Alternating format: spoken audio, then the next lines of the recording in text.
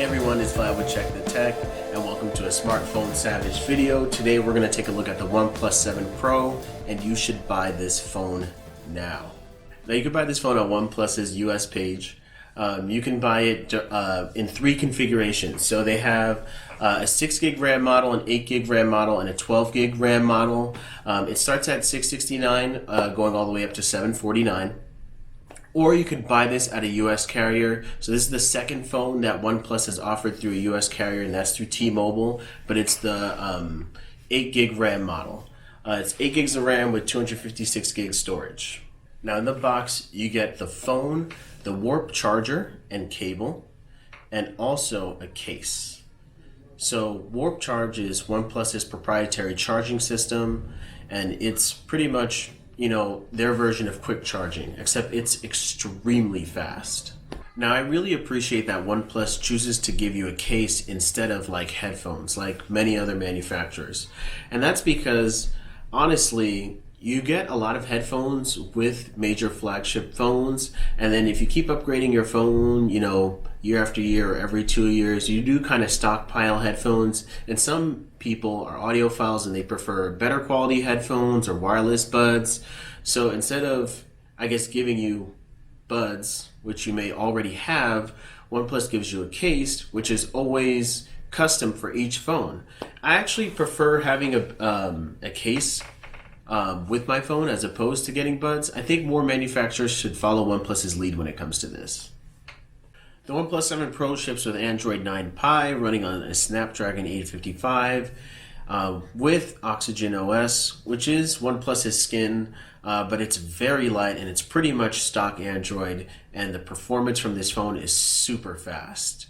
Also, the storage for this phone is using UFS 3.0, so pretty much you get 70% faster read and write speeds, making the phone just crazy fast. So this phone has a 6.67 inch fluid AMOLED screen, OnePlus 7 calls it, and they are not kidding. So this screen, I think they call it fluid because this screen has a 90 hertz refresh rate, so that means everything just looks buttery smooth on it. So when you're scrolling through your Google Now feed, through Instagram, or if you're playing games on your phone, just the refresh rate just makes everything look so crispy and so smooth. You just have to see it to believe it. It's the best screen I've ever seen on a phone to date. Oh, and the screen is also a true edge-to-edge display. True edge-to-edge, no notch. Now the way OnePlus achieved getting a true edge-to-edge display without having a notch is by making the camera, or the front-facing camera, a slider. So if you see right there, that's my front-facing camera. It's a 16 megapixel sensor that also takes video in 1080p at 30 frames per second. And selfies look great on it. I was pleasantly surprised by how well this front-facing camera actually takes photos. And I think privacy aficionados, or aka people who are just super paranoid, might appreciate the fact that the camera actually retracts. So if you check the backside of the phone, there's a triple lens apparatus. So there are 3 cameras and also a dual LED flash. So there's a 48 megapixel main sensor, an 8 megapixel telephoto lens, and also a 16 megapixel ultra wide. So with that being said, the phone takes great photos. Portraits look great. There's also a night sight mode, so when you're out in the dark, the phone uses HDR, software, AI, sharpening and softening to make your night photos look great, and it works. This phone is an amazing value at $669 because it outperforms phones that are $1,000+. So just like the outgoing OnePlus 6T, the OnePlus 7 Pro supports an in-screen fingerprint unlocking system. It's faster than last year's OnePlus 6T, which is very nice. Now this phone is not perfect. I'm going to go through a couple cons that I had with this phone. For one, this phone doesn't support wireless charging. Now this isn't a big deal because it comes with this Warp Charge feature, and it's super fast, but I do appreciate wireless charging, especially if I'm charging my phone overnight. It'd be nice not to have to mess with the cable at all and just to place it on a wireless charger. There's no headphone jack. This phone also isn't waterproof or water resistant certified at all. To me, this is not that big of a deal because I've never really, taken my phones or submerged them at all. But it would be nice to know that, this phone had that certification.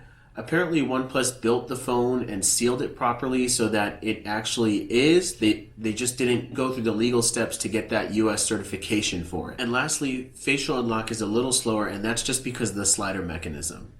And speaking of slider mechanisms, one thing that I actually do appreciate, I know I'm talking about cons, but there's just one thing that I do appreciate that I want every other phone manufacturer to hear, except Apple, is that this phone includes a slider pretty much to another slider, but it slides your phone into vibrate, silent, or to turn your ringer on. I think every single phone should have this feature.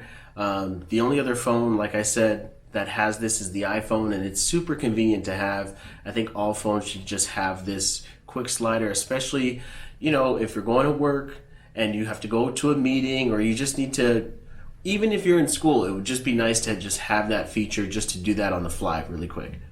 This phone is a killer value. If you're planning on upgrading your phone anytime soon, you should definitely consider this phone. Personally, I think it's the best phone out right now. Or if you're planning on switching from an iPhone and you're looking into getting a new Android phone, you should definitely consider this phone as well too. But if you have like the OnePlus 6T, or if you have like any current flagship, there's no need to jump ship so fast. Also, one thing that I think no reviewer is actually talking about, but I feel like they should mention, is that this is not a 5G phone, and I think that kind of it's a big deal and not at the same time, because honestly, 5G is rolling out very slowly, but I mean, it's here already technically with some carriers, and if you're going to keep this phone for 2 years, I would probably wait until, there's a 5G available handset, and OnePlus also makes a 5G version of this phone. However, I don't know if the 5G bands support the US one, so that's why it's not being sold here right now. So yeah, I would definitely consider this phone if you're planning on upgrading very soon. Otherwise, it really depends. So if you're the type of person that upgrades your phone every 2 years, I would definitely hold off, because all the carriers in the US are starting to launch their 5G networks, and this phone is not a 5G phone.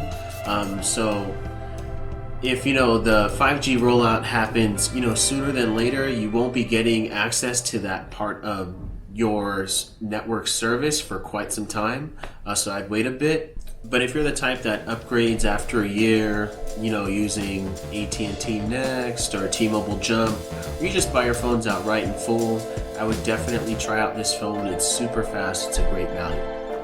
If you enjoyed this video, please like, share, and subscribe, and thanks for watching.